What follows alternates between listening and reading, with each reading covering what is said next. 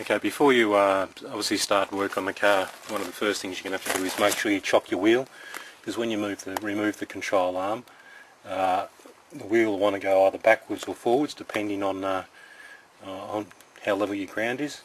My vehicle's sloping downwards, so the wheel wants to naturally push back.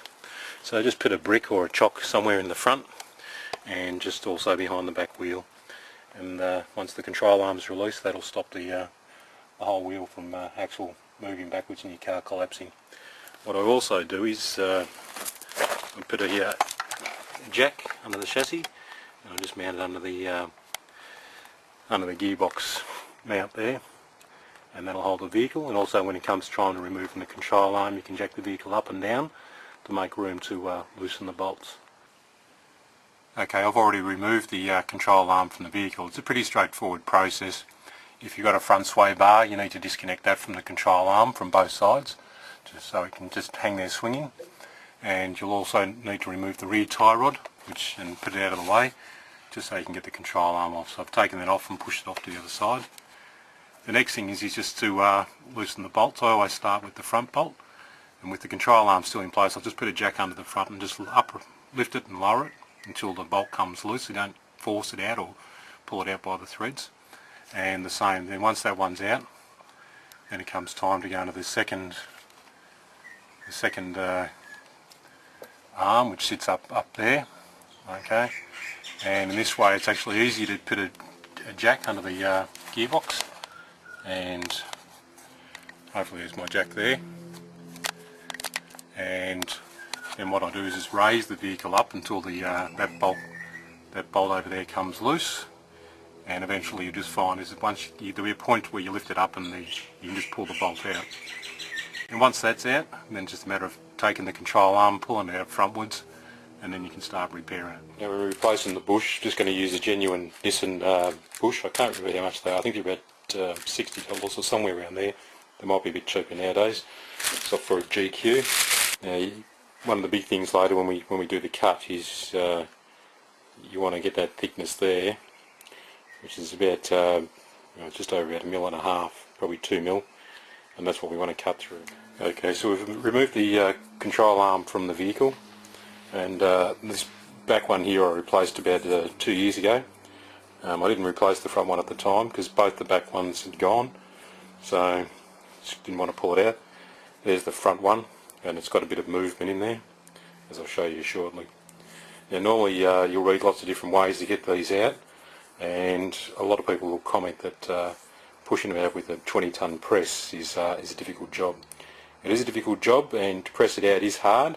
I find the better way is actually to shock it out, and to shock it out, what I've done is I've just made a round steel bush that fits inside,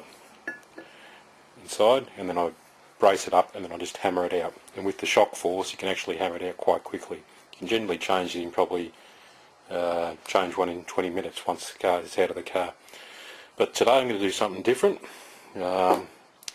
just to try something different. So what I'm going to do is going to cut around the rubber, and it's already ripped, as you can see.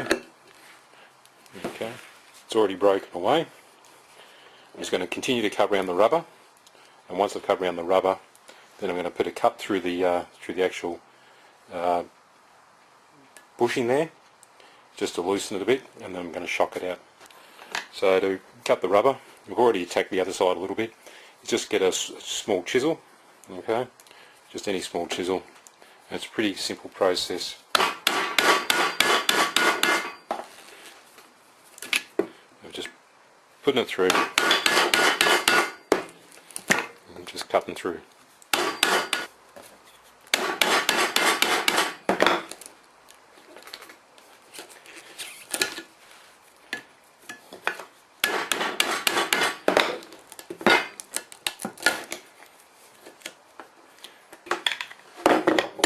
And just one thing, if you do make a drift yourself, just make sure you put a recess in the middle so it can sit over the edge. You can't be flat. And it's just made out of mild steel. It doesn't need to be hardened or anything.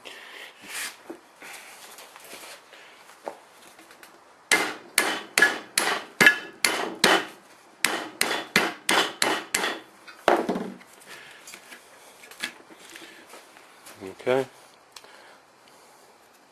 So there's the centre removed. As you can see, it's only holding on the edges. It's already pulled away in the middle, and so there's really not much holding on to it. Now we've got the centre out. What the next step is, we'll get a hacksaw, and we'll get the hacksaw through the middle, and we'll just cut through that, and we'll just cut through that side of that bushing there. Okay, I've set my control arm up on the bench and clamped it down so it's fairly stable, apart from the bench not being stable. I'll set the hacksaw up so that it's ready to cut from the inside outwards. And when you cut, you've got to make sure you obviously hold it as vertical, because you don't want to cut into the bushing or make any nicks or scars.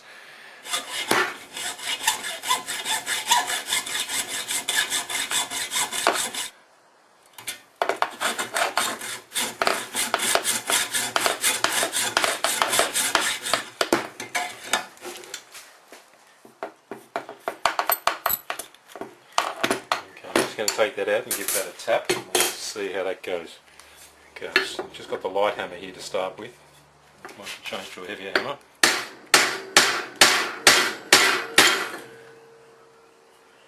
Okay, it's starting to move already, that's good.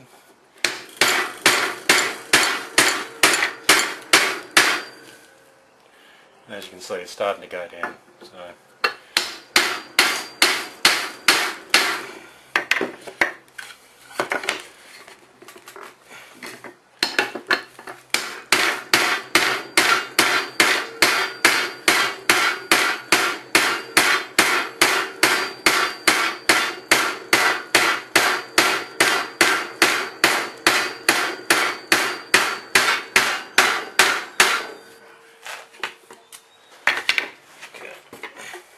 okay, now that's the original bush, so it's 1995, so nearly 20-something years old.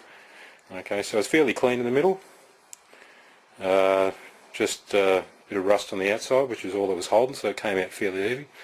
As you can see, there's the, you can just see the cut starting to come through, so I didn't cut all the way through, but it was enough just to let it compress on itself. And as you see, just making a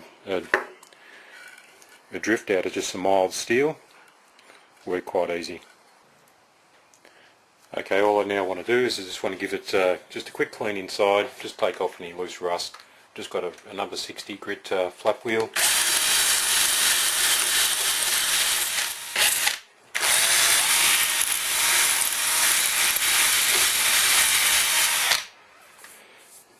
Okay, that's nice and clean in there.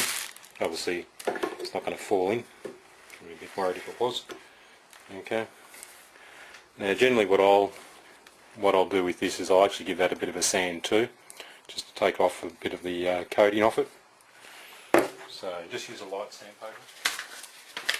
And let's use number 240 grit.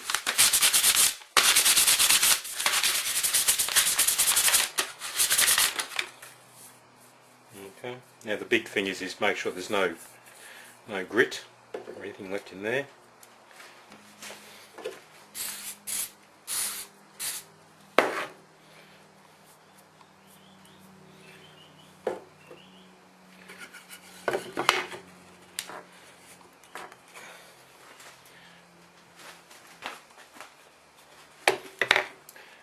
Now to hammer this in, don't use your steel hammer, because all you'll do is end up wrecking the edges.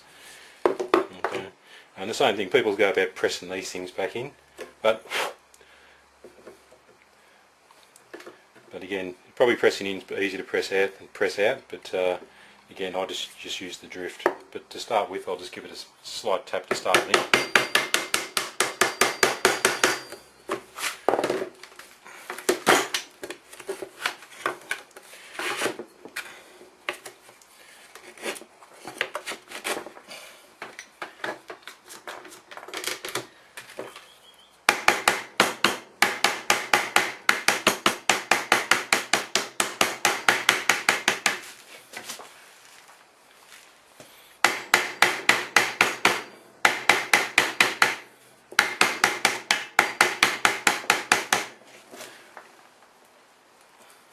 Okay, like everything fitting in, it's about trying to get it in so it goes in square.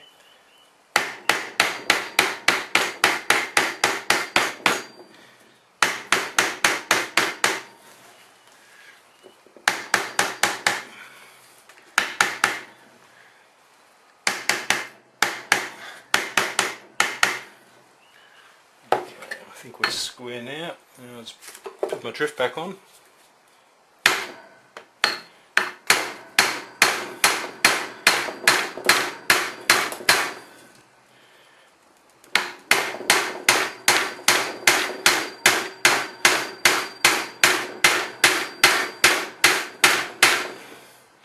Okay, as you see it's going in, so that's good.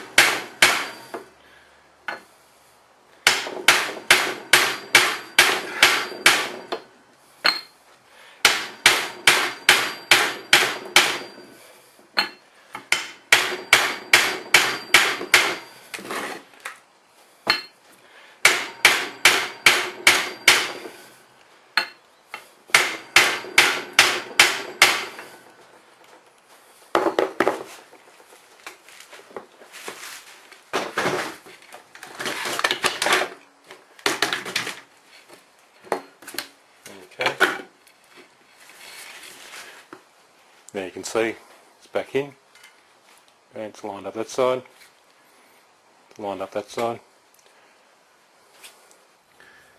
Okay, next is just a matter of reinstalling the control arm. I don't know how good the video is going to come of this. It's fairly straightforward what you don't see in the video though.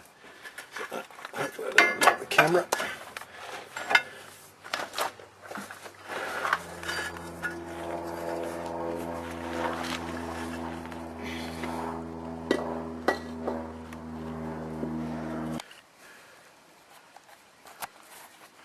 Obviously an easier job with two people, but there's the bolt through, and all it is just a matter of really just pushing the wheel either forwards or backwards, just to give enough just so you can line up the bolt hole.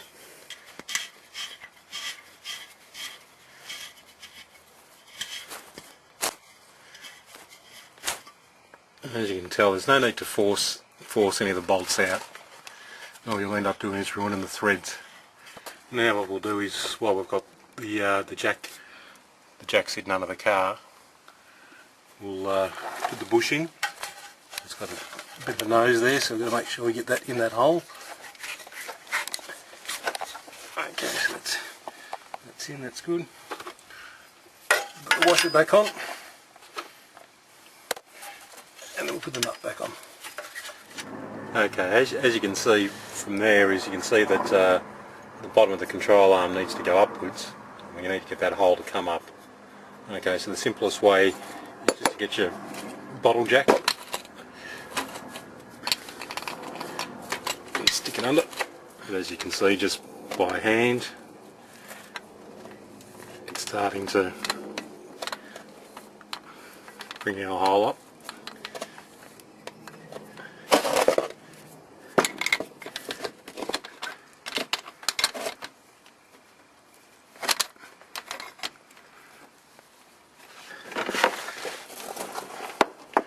Okay, you can see that we're getting closer now.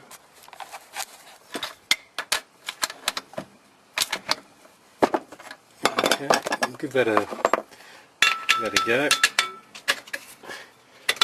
And there you go. So, not a hard job, and now all we do is get the nut, and we'll put the nut on and tighten it up. Then we'll just go back and tighten up all the bolts, and we'll reconnect the drag link and the sway bar. And that's it. So realistically, probably takes an hour all up just to take your control arm off, and as you see, to push the bushing out and hammer a new one. That's the fairly quick process, just putting the car back together. Okay.